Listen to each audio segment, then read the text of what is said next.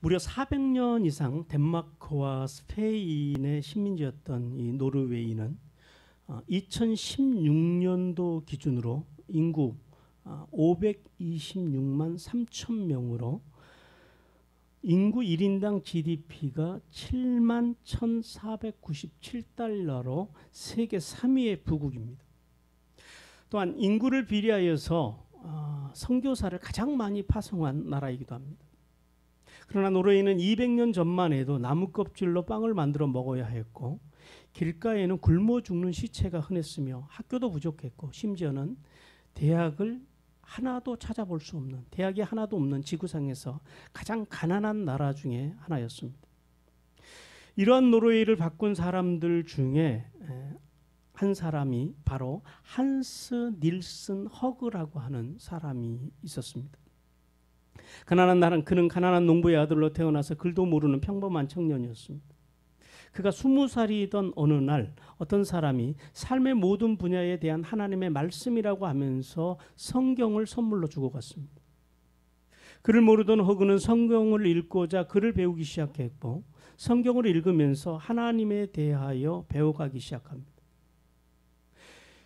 그리고 25세이던 1796년 4월 5일 이제 드디어 한스는 성령 세례를 받게 되고 인격적으로 하나님을 만나게 됩니다. 그리고 그는 노르웨이 전역에 하나님의 말씀을 전하는 것이 자신의 사명이라는 비전도 가지게 되었습니다. 당시에는 당국의 허가 없이 여행을 한다라고 하는 것은 불법이었던 시대였음에도 허그는 전국을 여행하면서 하나님의 말씀을 전했습니다. 그리고 그는 어떻게 하면 사회의 각 분야를 올바르게 세울 수 있을까에 대하여 눈을 뜨기 시작했습니다. 허그는 성경대로 경제와 교육과 가정이 세워진다면 나라는 반드시 잘 될 것이라는 확신을 갖고 사람들에게 하나님의 말씀 안에서 정직하게 일하고 부를 창출해야 한다고 가르쳤습니다. 그리고 몸소 사업을 시작하여 제자들의 자립을 도우며 많은 사람들에게 삶으로 도전을 주었고 허그의 도전에 영향을 받은 많은 사람들이 이제 점점 늘어나면서 사회는 놀랍도록 개혁을 이루었고 그는 국회의원까지 당선되어 나라를 위해서 헌신했다고 합니다. 그러나 사회의 지도층과 성직자들은 농부 출신의 허그를 국민들이 따르는 모습을 보면서 위협을 느껴서 허그에게 허가 없이 설교를 했다고 하는 제명을 씌워서 무려 10년이나 감옥 생활을 하게 했습니다. 허그는 56세의 나이로 하나님의 부르심을 받았지만 성경을 읽기 위해서 글을 배웠던 한 청년을 통해 노르웨이는 변화되었고 그의 죽음 이후에도 허그의 영향력을 받은 많은 사람들이 그의 정신을 따라서 살아가므로 노르웨이는 조금씩 변화되어 지금의 부국이 되었고 문맹률이 0%인 나라로 성장할 수 있었다고 합니다. 사람들은 이 운동을 허그 운동이라고 그렇게 부릅니다.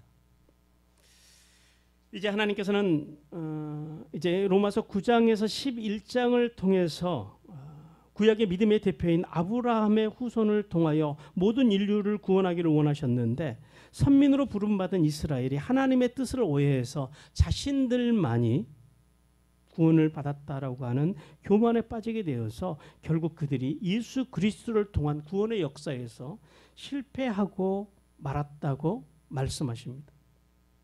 그러나 하나님께서는 이 실패한 이스라엘을 영원히 버리시지 않지만 그들을 대신해서 새 인류로 창조된 그리스도인들을 부르시고 그리스도인들을 통하여 교회를 세우셔서 하나님의 구원의 역사를 이루어 가신다라고 말씀하십니다.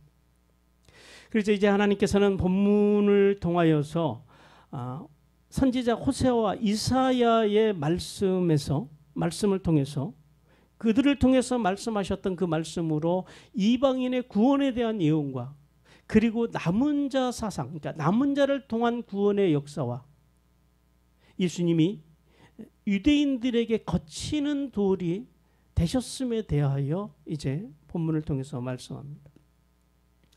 하나님께서 본문을 통해서 주시는 첫 번째 메시지는 이겁니다. 성도를 구원하셔서 당신의 백성과 자녀로 삼으시고 사랑하심은 전적인 하나님의 주권적인 선택이라고 말씀하십니다. 하나님께서는 19절부터 24절에서 토기장의 비유를 통하여 하나님의 절대적인 주권, 하나님의 절대적인 주권적인 선택에 대해서 누구도 의의를 달 수 없음에 대해서 말씀하십니다.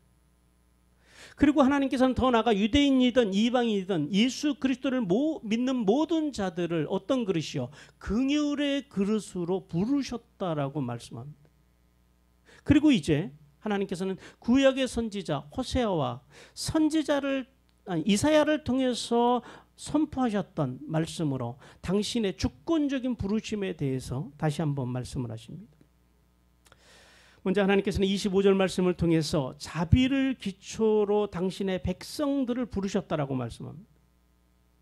하나님께서는 먼저 25절을 통해서 그러니까 호세아 선지자를 통하여 하나님을 떠난 북왕국 이스라엘을 상징하는 이제 그 음녀 고멜을 아내로 맞이하게 하십니다. 그리고 그녀와의 사이에서 3명의 자녀를 낳게 하시고 그 자녀들의 이름을 통하여 북이스라엘에게 하나님의 메시지를 전하게 하십니다. 그래서 첫째는 아들인데요. 이스라엘입니다. 하나님께서 흩으실 것이라는 거예요. 너희가 계속해서 그렇게 하나님의 말씀에 불순종하면 하나님께서 너희를 흩으실 거라는 거예요. 그리고 둘째는 딸인데 루하마라고 합니다. 이 로라고 하는 말은 아니다라고 하는 부정어거든요. 그래서 루하마 무슨 말이에요? 긍휼히 여김을 받지 못하는 자라고 하는 그런 이름입니다. 그다음 셋째는 아들인데요. 로암미. 암미가 백성이거든요. 백성이 아니다라는 거예요. 내 백성이 아니다라고 이 세 자녀의 이름을 말씀하십니다. 하나님께서는 아무리 선택받은 아브라함의 자손일지라도 하나님을 떠난 자들은 더 이상 하나님의 백성이 아니라고 말씀하십니다. 우리 호세아서 2장 23절 말씀 같이 읽겠습니다. 내가 나를 위하여 그를 이 땅에 심고 긍휼히 여김을 받지 못하였던 자를 긍휼히 여기며 내 백성이 아니었던 자에게 향하여 이르기를 너는 내 백성이라 하리니 그들은 이르기를 주는 내 하나님이시라 하리라 하시니라. 원래 이 말씀은 하나님을 떠난 북이스라엘을 향하여 선포하신 말씀입니다. 무슨 말씀이냐면 호세아의 자녀들의 이름에 담긴 그 메시지처럼 이제는 더 이상 하나님을 떠난 북이스라엘이 하나님의 긍휼의 대상도 아니고 하나님의 백성이 아닌 자로 이제 전락해 버렸다라는 거예요.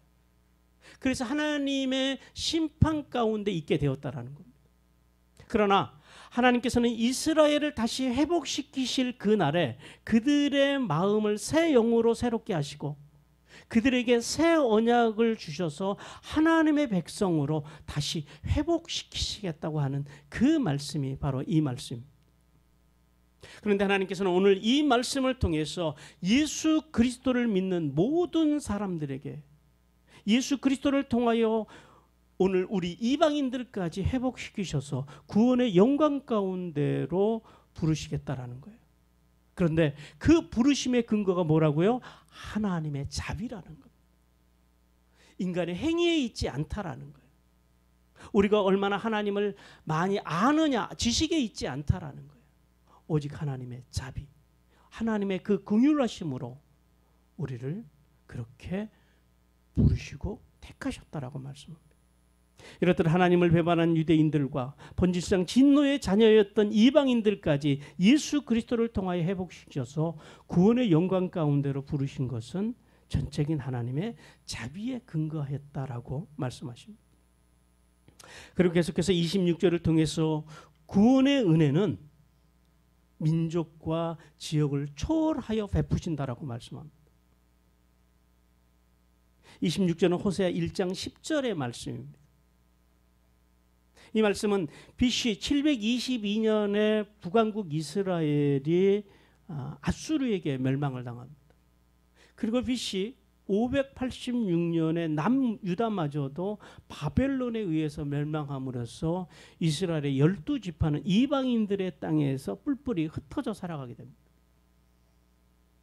그런데 단과 베델을 중심으로 해서 신앙생활을 했던 북이스라엘 사람들, 그리고 예루살렘을 중심으로 해서 신앙생활을 했던 남유다의 백성들에게 한 가지 문제가 생겼습니다.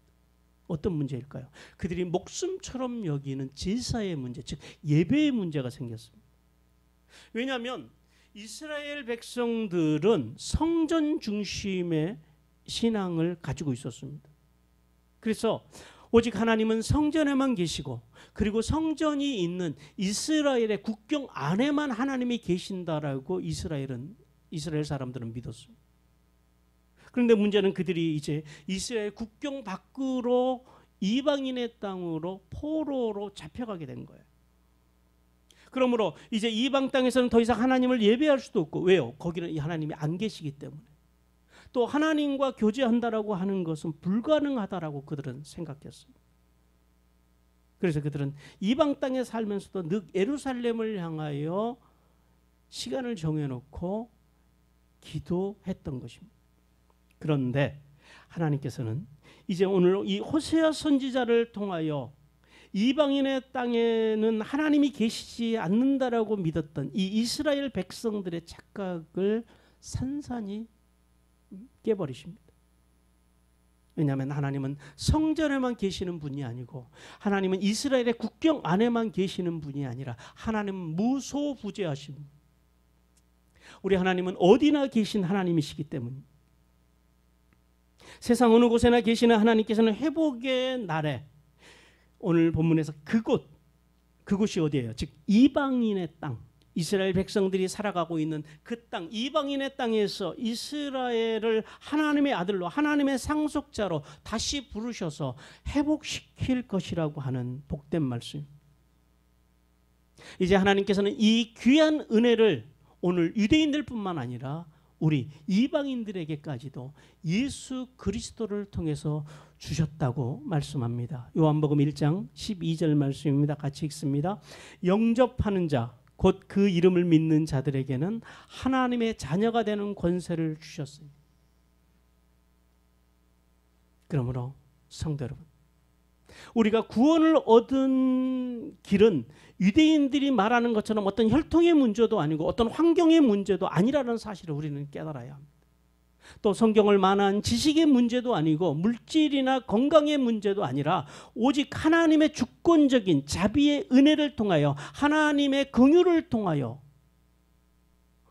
구원을 이룰 수 있음을 깨닫기를 주님께서 원하십니다. 오늘 우리가 예화에서 들었던 이 한스허그, 이 한 사람을 통해서 노르웨이가 변화되듯이 요나 한 사람을 통해서 니느웨이가 회개하고, 또 바울 한 사람을 통해서 예루살렘에서 출발한 그 구원의 은혜가 사마리아와 안디옥을 거쳐서 유럽으로, 또 유럽에서 미국으로, 그리고 다시 한국을 비롯한 세계 각지로 전파되었다라는 사실을 우리는 기억해야 합니다. 하나님의 자비로우신 이 주권적인 선택이 나를 구원하였음을 믿고 구원받은 성도로서 삶의 자리를 멋지게 살아감으로 우리가 살아가고 있는 삶의 그 이제 모든 그 영역, 가정과 주변을 변화시킴으로 하늘의 이슬이며 땅의 기름진 복을 받는 성도들이 되기를 주님께서 원하십니다. 오늘 본문을 통해서 하나님께서 주시는 두 번째 메시지는, 하나님께서는 구원은 인간의 행위가 아니라 오직 하나님의 자비로우신 용서가 기초다라고 말씀하십니다. 하나님께서는 아무리 아브라함의 자손이라고 해도 다 구원을 받는 것이 아니라고 말씀하면서 유대인들이 말하는 그 행위 구원, 종교적인 그 행위 구원으로 따지자면 너희는 벌써 소돔과 고모라처럼 멸망당하는 것이 마땅하다라고 오늘 본문을 통해서 말씀합니다. 먼저 하나님께서는 27절과 28절을 통해서 남은 자 사상, 무슨 말이에요? 남은 자만 구원을 받는다라고 말씀하십니다. 하나님께서는 27절에서 이사야 선지자를 통하여 자신들이 아브라함의 자손임의 선민이기에 구원받는 것이 당연하다라는 이 막연한 믿음을 가지고 살아가는 이스라엘 백성들을 향하여 이제 안타까운 심정으로 외치셨다라고 말씀합니다. 우리 이사야 10장 22절 같이 읽겠습니다. 이스라엘이여 내 백성이 바다의 모래 같을지라도 남은 자만 돌아오리니 넘치는 공의로 파멸이 작정되었습니다. 이 말씀 속에는 크게 두 가지 의미가 담겨 있습니다. 사실 이 말씀은 아브라함의 자손이라고 자부하는 이스라엘 백성들의 수가 아무리 많다 할지라도 오직 소수의 남은 자들만 구원을 받을 것이라고 하는 그런 말씀입니다. 그런데 남은 자는 어떤 사람들입니까? 아수르와 바벨론을 통하여 북이스라엘과 남유다가 멸망을 합니다. 그리고 그들의 지도자들을 중심으로 해서 수많은 백성들이 이방 땅으로 끌려가게 됩니다. 그러나 하나님께서는 범죄하여서 심판을 받은 자들 중에서 슈브, 그들이 우상숭배와 죄악에서 떠나서 다시 하나님께로 돌아온 소수의 거룩한 사람들을 세워서 남겨두셨다라고는 말씀입니다. 하나님께서는 이 남은 자들이 돌아와서 사제의 은총을 받은 것이 그들이 어떤 행위를 온전케 해서가 아니라 아브라함과 다윗을 비롯한 믿음의 조상들의 언약의 말씀을 그들이 기억하고 그 언약의 말씀을 믿었기 때문에 그들을 남은 자로 하나님께서 남겨두셨다라고 말씀합니다. 그리고 계속해서 하나님께서는 28절을 통해서 이 남은 자에 대한 구원의 약속을 철저하고도 신속하게 실행할 것이라고 말씀합니다.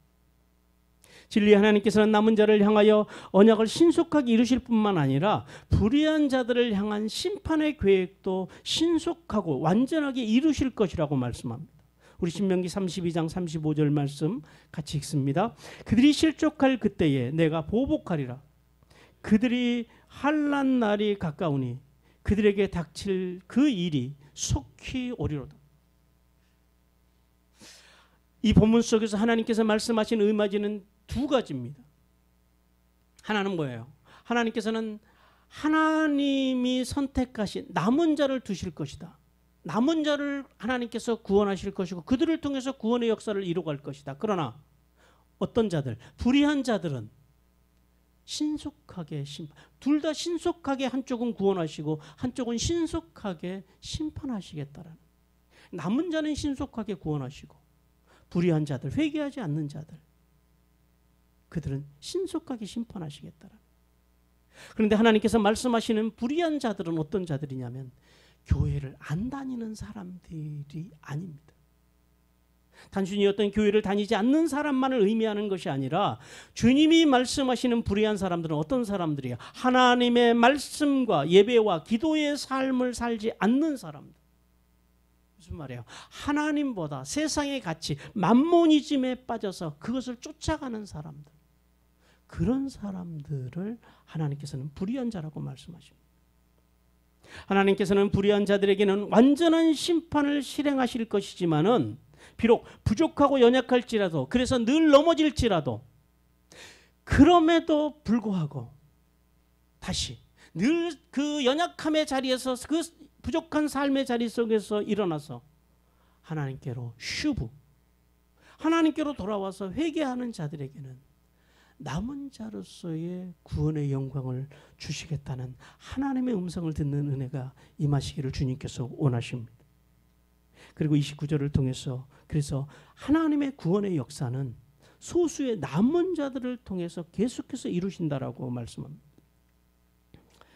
어떤 사람이 이런 말을 했습니다. 만약 하나님께서 인간을 향한 사랑과 자비로 즉 남은 자들을 남겨두지 않으셨다면 지금쯤 지구는 공동묘지로 변했을 것이다 라고. 우리 이사야 1장 9절 말씀 같이 읽습니다. 만군의 여호와께서 우리를 위하여 생존자를 조금 남겨두시지 아니하셨더라면 우리가 소돔과 고모라와 같이 되었으리라. 하나님께서는 이사야 선지자를 통하여 말씀하실 이 당시의 이스라엘의 상황은 이 지도자들과 백성들의 타락으로 인해서 영적으로 참으로 비참한 그런 상태였습니다. 종교 지도자들은 하나님의 생명의 말씀을 전하기보다는 이 형식적인 종교 생활에만 매달렸습니다. 또한 정치 지도자들은 고아와 과부, 즉 사회적인 약자들의 재산을 빼앗으면서 뇌물을 받으며 부정한 재판을 했습니다. 그 결과로 북이스라엘은 아수르에게 어떻게 됐어요? 멸망당했고, 남유다는요 바벨론에게 멸망을 당했습니다.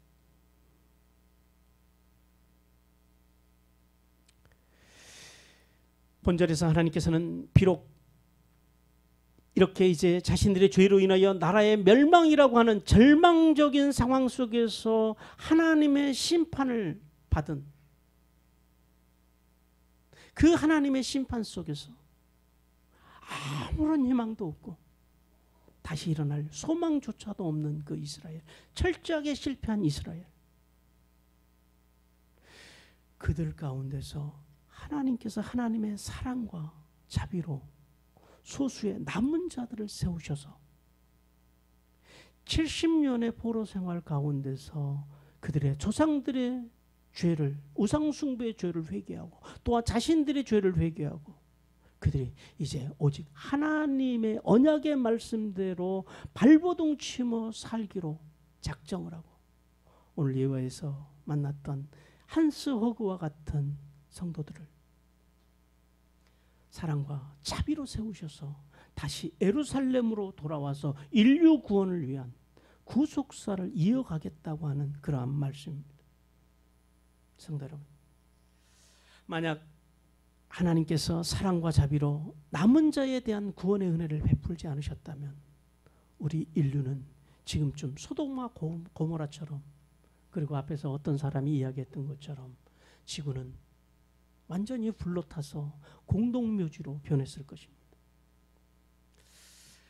복음의 능력을 잃어버린 이 세대, 참으로 오늘도 우리를 아프게 하는 것은 이 코로나 전국 속에서 교회, 기독교인 하면 많은 국민들이 사기꾼이라는 단어가 먼저 떠오른다고 하는 이 세대 속에서 나와 우리 교회, 우리 한마음 교회를 하나님의 나라를 위한 남은 자로 세우기를 원하시는 하나님의 그 부르심에 귀를 기울이고 남은 자로서 주님 제가 여기 있습니다라고 헌신하는 성도들이 되시기를 주님께서 원하십니다. 하나님의 말씀 안에서 정직하게 살아간다고 하는 것, 그것은 참으로 힘든 일입니다.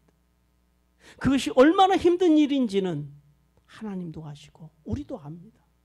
그러나 하나님께서는 오늘 한스 허그처럼 예수 그리스도를 믿어 구원받은 우리가 각자의 삶에서 우리가 가진 작은 영향력이라도 주변에 그 영향력이라도 미치면서 살아감으로 하늘에 있으며 땅에 기름진 복을 받아 이 시대의 남은 자가 되어서 우리의 가정과 우리의 교회와 나라와 민족을 살리는 그런 한스 허그와 같은 하나님의 사람들이 되라고 주님께서 우리에게 말씀하십니다.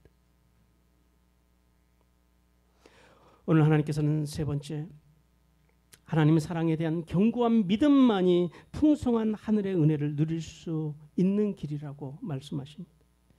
이제 하나님께서는 유대인과 이방인을 대비시키셔서 이방인들이 하나님의 구원의 영광을 얻게 된 이유에 대해서 이제 말씀하십니다. 먼저 하나님께서 30절과 31절 말씀을 통하여 하나님의 의를 얻은 이방인과 또 그렇지 못한, 얻지 못한 이스라엘을 대비시키십니다. 하나님께서는 지금까지 호세아와 선지자를 통하여 하신 말씀의 결론으로 30절에서 이렇게 물으십니다. 그러므로 이제 너희가 무엇을 말할 것인가? 이제 우리가 무엇을 말해야 합니까? 하나님께서는 그 답으로 이방인들이 구원을 얻은 것은 의를 따르지 않았기 때문이 아니라 의를 따르지 않았기 때문에 의를 얻었으며 이방인들이 얻은 의는 믿음에서 난 의라고 말씀하십니다. 오늘 본문 30절 말씀 같이 읽겠습니다. 그런즉 우리가 무슨 말을 하리요? 의를 따르지 아니한 이방인들이 의를 얻었으니 곧 믿음에서 난 의요. 이 말씀이 무엇을 의미할까요? 오늘 본절 속에는 의, 즉 헬라어로 디카이오슈네라고 하는 단어가 3번이 등장을 합니다. 그런데 이 의미가 약간씩 다릅니다. 같은 단어를 쓰긴 했는데요. 첫 번째, 의를 따르지 아니한 이방인들에서의 의. 이 의는 하나님과 이스라엘 백성 사이에 맺은 언약에 근거한 율법의 의입니다. 그리고 계속해서 의를 얻었으니 곧 믿음에서 난 의요. 이제 두 번째, 세 번째 나오는 이 의는 예수 그리스도를 믿어서 하나님의 은혜로 값없이 주어진 구원, 즉 칭의를 말씀합니다. 무슨 말씀입니까? 말씀이 좀 어렵지요. 이렇게 이해하시면 됩니다. 유대인들은 이방인들과 달리 구약의 율법을 받지 않았습니다.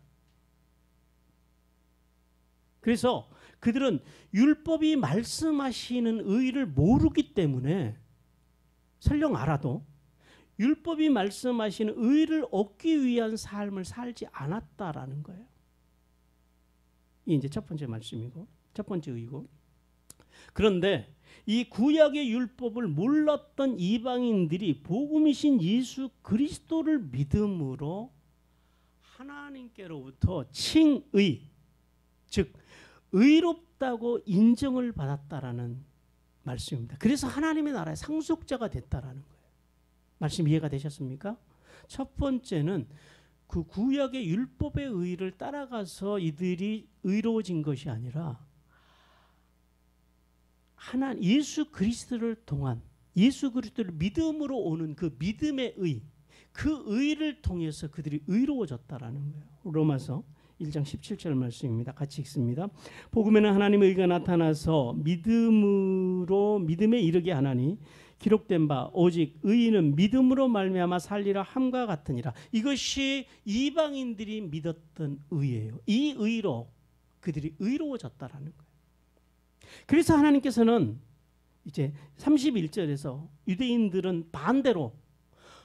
이방인들과 반대로 복음이신 예수 그리스도, 그분을 믿음으로 오는 의를 거절하고 그들이 수천 년 동안 조상들을 통해서 물려받았던 그 율법의 의, 그 율법의 의를 얻으려고 했기 때문에 이제 이 로마서 9장에서 11장 같이 전반적으로 말씀하고 있는 이스라엘의 실패, 이스라엘이 왜 하나님의 의를 얻는데 실패할 수밖에 없었냐면 그래서 실패할 수밖에 없었다라는 거예요.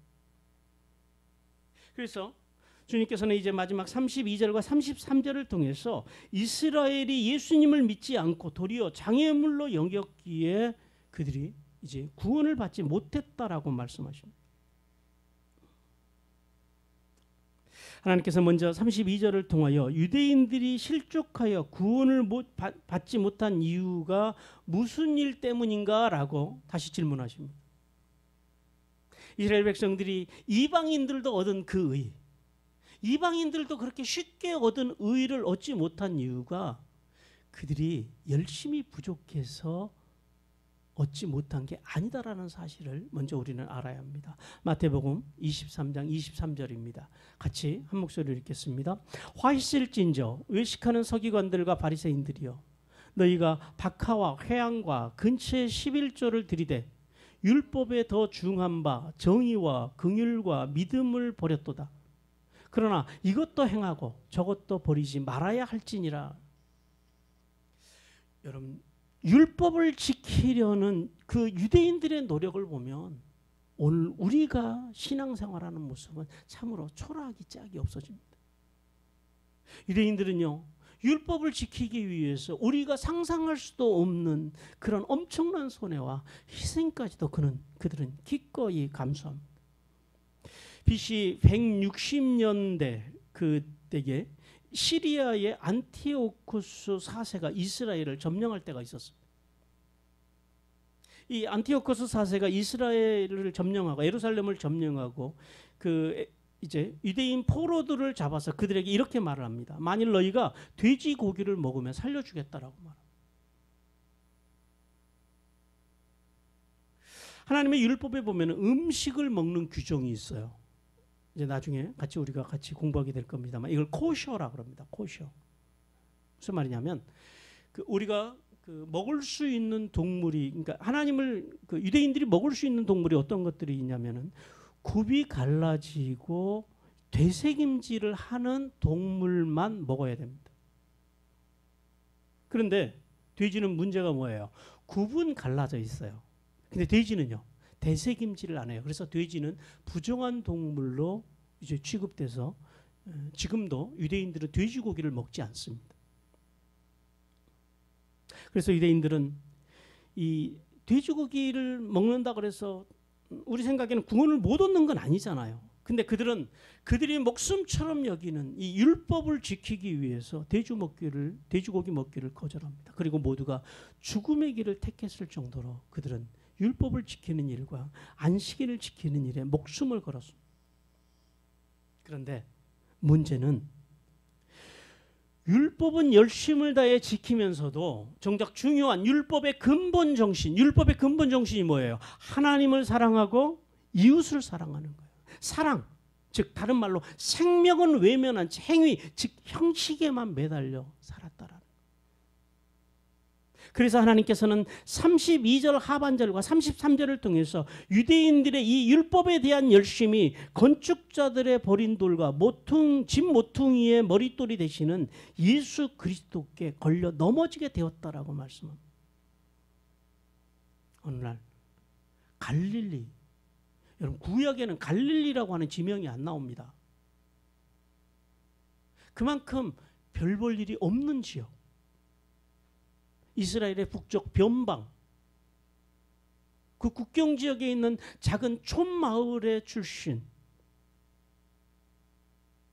예수라고 하는 한 청년이 나타나서 인간이 의로워지는 길은 이스라엘 백성들이 수많은 세월 동안 목숨을 걸고 지켜왔던 그 엄격한 율법 준수를 통해서 이루어지는 것이 아니라 오직 자기의 피로만 얻는다라고 말씀을 하니 이 유대인들의 입장에서는 얼마나 기가 찰 노릇이겠습니까? 그래서 유대인들은 이 보잘것없고 하찮은 낙석 같은 장애물인 예수님을 골고다 십자가에다 갖다가 내버렸다라는 거예요. 이스라엘이 실패할 수밖에 없는 이유가 뭐예요? 언약을, 말씀을 기반한 신앙생활, 말씀을 기반한 믿음이 아니라 어떤 믿음이요? 종교적인 신념, 형식에 치우친 믿음. 종교적인 신념을 기반으로 한 율법을 향한 열심이었기 때문이라고 주님은 오늘 우리에게 말씀하십니다. 성도 여러분, 오늘 이러한 유대인들의 모습을 보면서 여러분은 무엇을 생각하십니까? 마치 오늘 이 시대에 우리 한국 교회를 바라보는 것 같지 않습니까? 우리 자신을 바라보는 것 같지 않습니까? 말씀을 믿고 말씀을 존중하고 말씀대로 살기 위해서 발버둥 쳐야 할 하나님의 사람들이 그저 열심히 교회 공동체에 소속되어서 예배 시간 잘 지키고 봉사 열심히 하고 헌금 생활 잘하면요, 교회에서 뭐라 그래요? 1등 교인이요, 장로감이라고 그럽니다.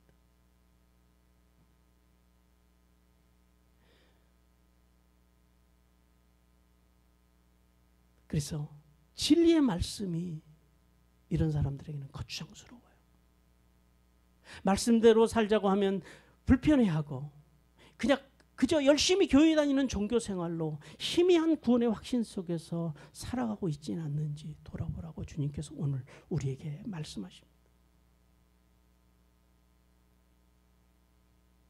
예배의 본질은 없고 그저 대면 예배만이 진짜 예배라고 형식에 치우치고자 하는, 물론 모든 목회자들이 그런 건 물론 아닙니다. 본질에 충실하기 위해서 그렇게 고백하는 많은 목회자들이 있습니다. 그러나 이런 유대인들과 같은 어떤 종교적인 신념에 빠져서 성도들의 생명과 국민들의 생명을 등한시하는 그렇게 비춰지는 오늘 우리 한국 교회의 모습, 그것은 하나님의 아픔입니다. 성도 여러분, 우리는 목숨을 건 종교적인 열심에도 불구하고 하나님의 구원의 영광을 받지 못한 유대인들의 실패를 통해서 우리는 배우고 또 배워야 합니다. 우리가 예수 그리스도를 믿어 구원받아 하나님의 나라의 상속자가 되는 것은 오직 하나님의 사랑 안에서 주권적인 선택이기에 우리에게는 조금도 자랑할 것이 없다는 사실을 깨달으라고 주님께서 말씀하십니다. 또한 우리가 이렇게 비대면이라도 하나님을 예배하면서 살아갈 수 있는 것, 이것은 이 자체가 인간을 향하신 하나님의 크신 자비와 사랑이므로 오늘 하나님께서 모든 시대마다 남은 자를 세우신 그 남은 자들을 통해서 면면이 흘러온 하나님의 은혜라는 사실을 깨닫고, 그러므로 이제 구원받은 우리는 오늘도 예수 그리스도를 향한 견고한 믿음, 즉 말씀을 믿고 그 말씀을 존중하고 말씀대로 삶의 자리에서 곧게 정직하게 살고자 발버둥치는 이 한스 허그와 같은 신앙생활을 통하여 삼위 하나님의 인격신앙으로 남은 자의 반열에 들어가서 하늘에 이스리며 땅에 기름진 복을 받는 성도들이 되기를 주님께서 간절히 원하십니다. 이제 우리 함께 하나님 앞에 결단하며 찬양하며 주님 앞에 나가시겠습니다.